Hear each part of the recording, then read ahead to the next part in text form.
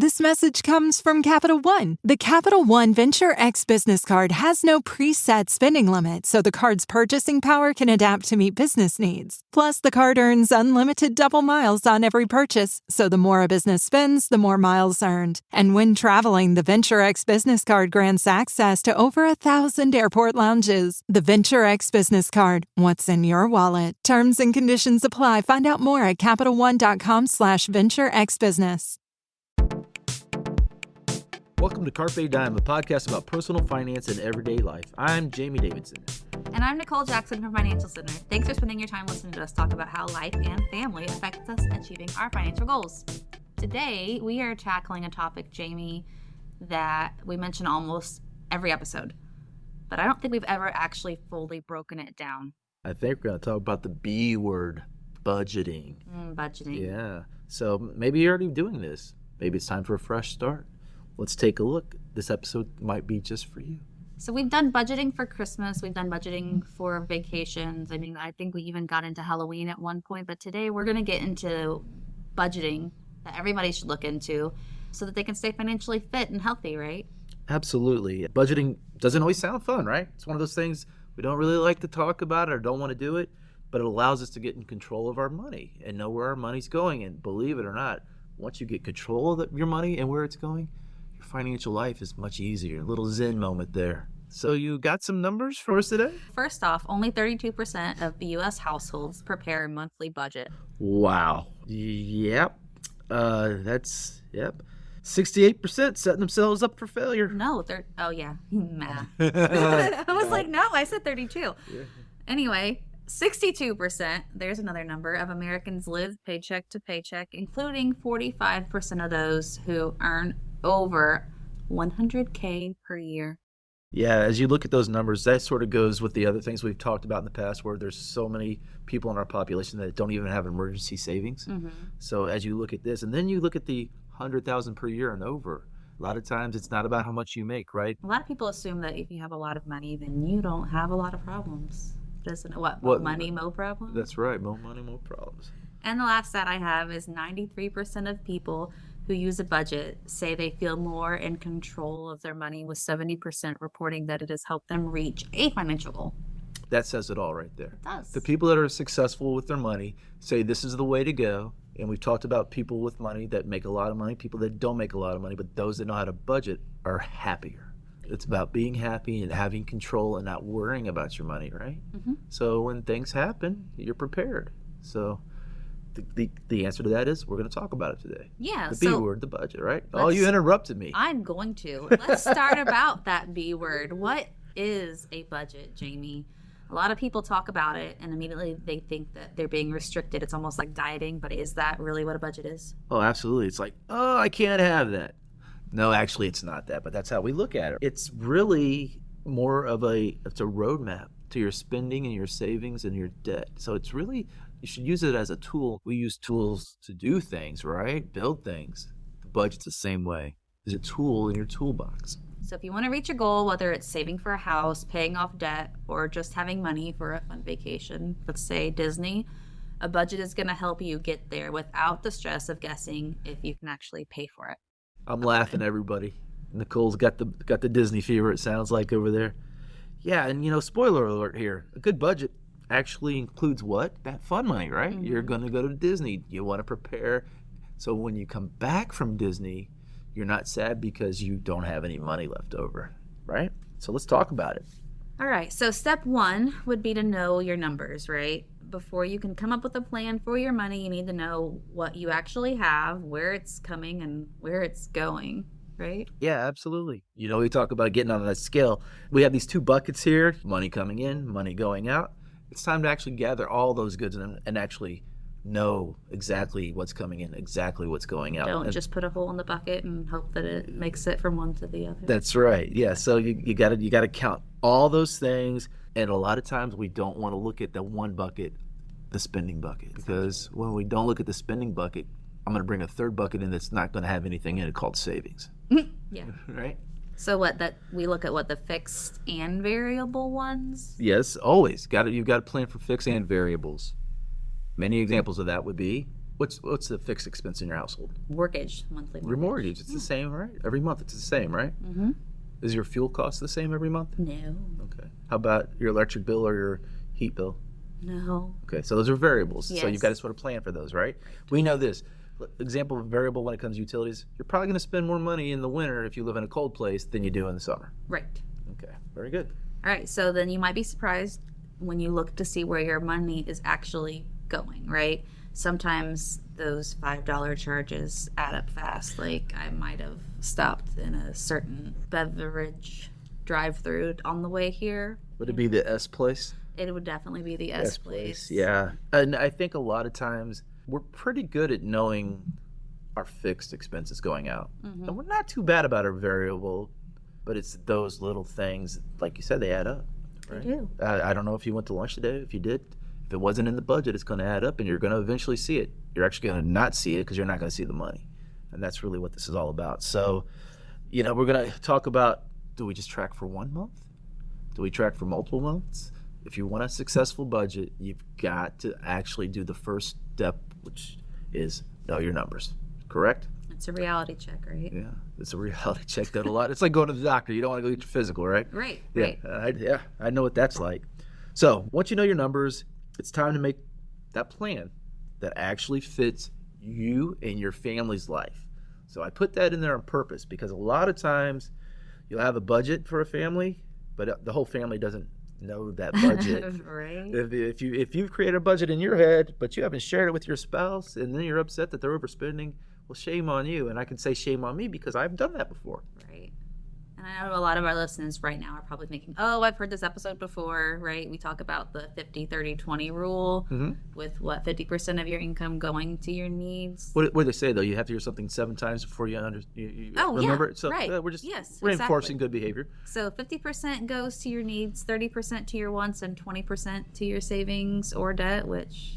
Yeah, actually, I want that 20% to probably go in your savings, and you're going to have to figure out how to go to that 50% to pay off that debt, or maybe you're going to have to cut down on your 30% because debt, as we've talked about before, interest rates, those can really make a huge difference in your life. So Another thing people like to do is the envelope system, where you put your cash in your envelope for your different spending categories. But I feel like I would probably lose one of my envelopes, and that would be a nice surprise for later.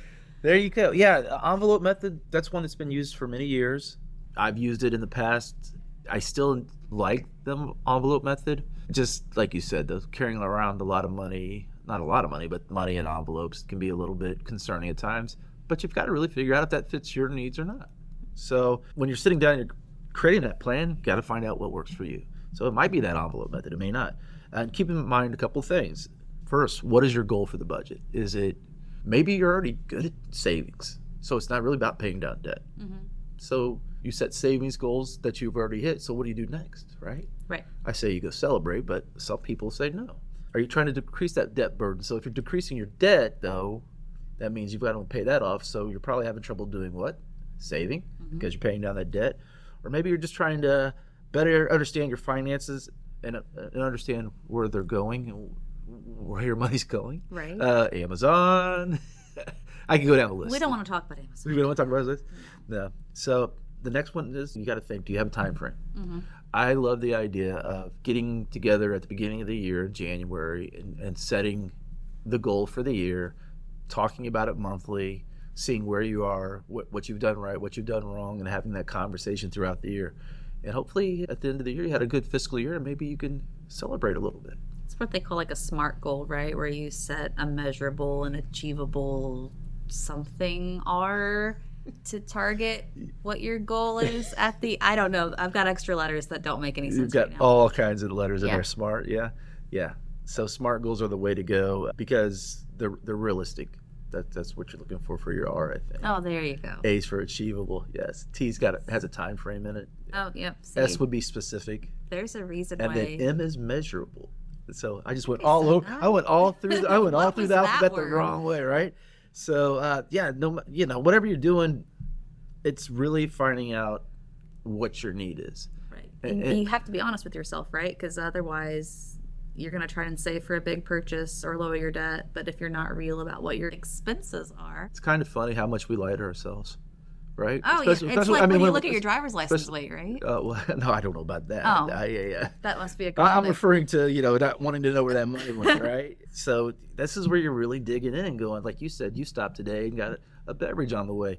This is where you go, how many subscriptions, streaming services do I have? Because, might have some you don't even know about. I've heard of people who are actually paying for the same service twice. Mm-hmm. So is that you? Maybe you need to cut some of those out for a few months so you can go on that vacation, whether it's Disney World or Mexico or Belize, whatever, Probably need to cut a little other things out. Mm-hmm. But a lot of us, what do? We go, you know what? I deserve to go to Disney World. I deserve to go to Mexico. I deserve it. And even though I haven't saved the money, we still go, right? Right. And then when we come home, what have we brought home with us? Huge amount of debt. That snuck into your suitcase. Yeah. And if we're not doing our budget, our debt continues to go up and our savings continues to go nowhere. Yeah. So the key would be what? To find a system that is doable, right? Doable. That's a good word. Yeah. That's weird. I mean, one that fits your family's needs. Right. Yeah. You don't want it to be too strict because obviously. Yeah, and you're going to make mistakes. That's true. Everybody makes mistakes. The mistakes are all right. Just make sure when you make the mistake, you get back out there and look at it again and try, continue on. We like to make mistakes in our lives and say, I'm done. Mm-hmm. But with finances, that's what a lot of people are doing. As we looked at those numbers early on in our other podcast, what they are doing is, I tried, it didn't work, and their debt continues to grow. And it's really about, hey, you made a mistake, move on, sit back down, and go over the budget again. Right. So it's kind of like, I don't know, it's like when you get in trouble at school, right? You have the structure, you know what you're supposed to do. But then there's the flexibility that's like, okay, fine, you messed up, but you can still fix it. I never got in trouble at school. I don't know what you're talking you about. Didn't? Okay, never. Cool. Well, in that magic land of Jamie not getting in trouble. Had straight A's too. So, all right, let's talk about it. So now look, we got to know our numbers. We're going to make a plan, right? Next thing we want to do is we want to automate and adjust. So, pro tip here, make budgeting easy on yourself. Automate your savings. Have an automatic deduction go to the savings so you don't even see it. I've got a great idea. So you're not late on your bills. Set up automatic bill payments so it goes straight to your bill. Hey, guess what? You're going to pay it on time. It's going to help your credit score. But if you pay it on time and then you don't have the money in your account, I'm sorry. This is where I'm like, okay, yeah, I've automated my bills, but now I've got 6 overdraft fees that came in because I automatically paid my bill. I think that's what scares me. This is what scares you. Well, I think the answer to that is you get the budget going first and you know where your money's going. So if you're automating bills but you don't know where your money is, that's why it's not the first step. We're not going to automate first. Okay. We're gonna find out where our money is. We're going to get a plan. We're going to work on the plan, and then we're going to automate, right? Okay. We're not going to do that. We're not going to go, well, I don't like the idea of knowing my numbers. I don't like the plan works for me. But, hey, I like the idea of bill paying and, automating it, right? Yeah. So, make sure we're doing these in these types of steps here. Okay. So, we want to check in regularly then, right? To make sure that. Yeah, because life changes. It does.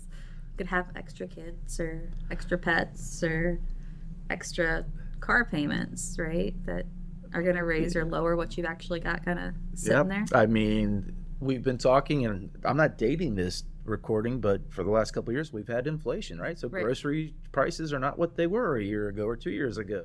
We're still in that mode. So when you go to the grocery store, you need to have a budget and a list. You need to buy eggs. Maybe you don't need eggs.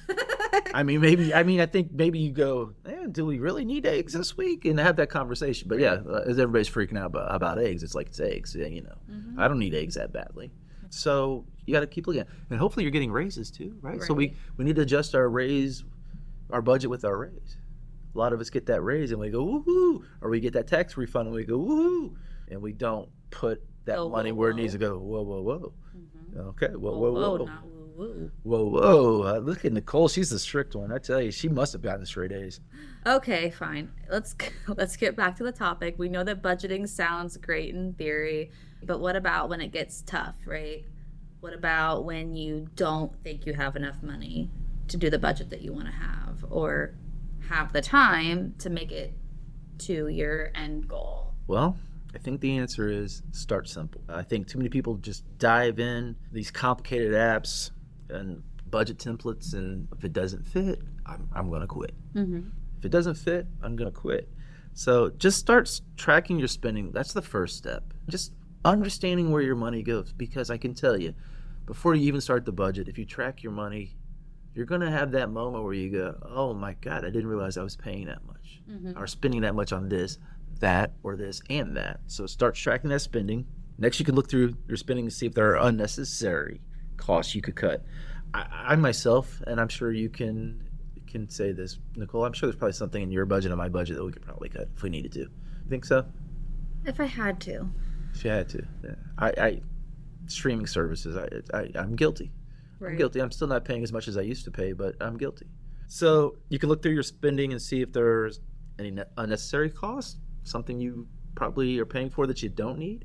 We've heard of people, like I said, that have the same streaming service and they pay twice because they forgot it was on one. Or maybe it's, your Google backup, right? Like there's other options other than getting hit $3 a month for storage in case you want to save more pictures. I'm not saying that's what I do, but I'm saying maybe somebody else does. I think right? I think you pretty much know a little bit about that more than I do. Yeah.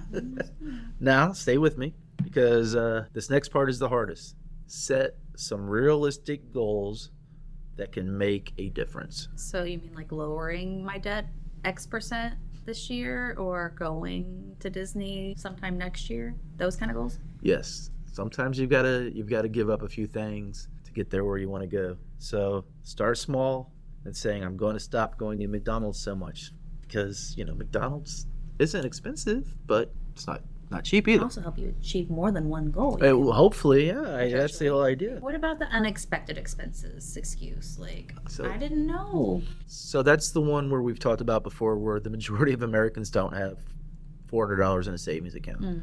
The key is to get to that emergency savings, start putting in.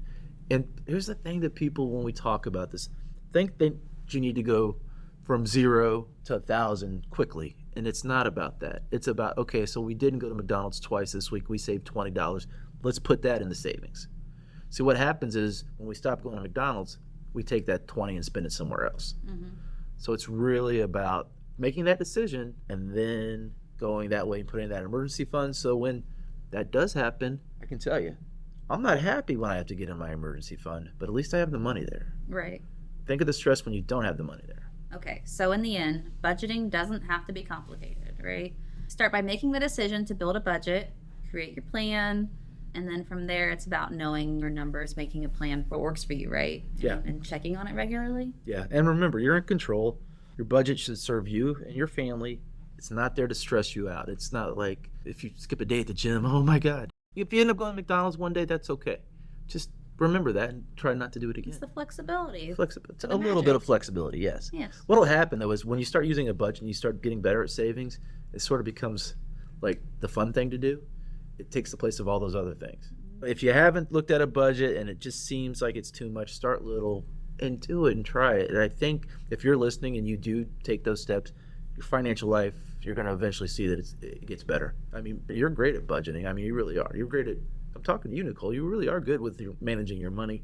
I don't know how you do it exactly, but I know you're great at it, and it does take away the stress. Carpe Dime is presented by Financial Center First Credit Union. It's produced by Jamie Davidson, Nicole Jackson, and Garrett Rude. Financial Center is an 8-time national award winner in adult financial literacy, and our goal is what, Jamie? To help improve your financial life. To learn more, visit fcfcu.com. Like what you hear, subscribe to us on Google, iTunes, SoundCloud, the All Indiana Podcast Network, and Spotify.